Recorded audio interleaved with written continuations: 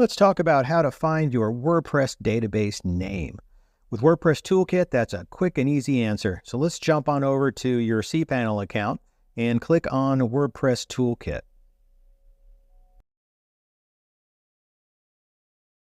Once you get into WordPress Toolkit, click through to your website and then click on the database link. Now within the database page, you'll see the database name. And you'll even be able to jump into your database with PHPMyAdmin. Let's do that. Now, PHPMyAdmin is a place where you can review and search for text within your database. So let's do that. In this case, I'm just going to search for the word "the" within my database. I'm sure I'll find something.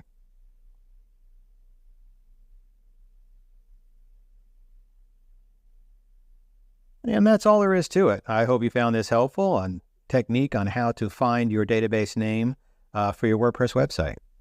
Enjoy.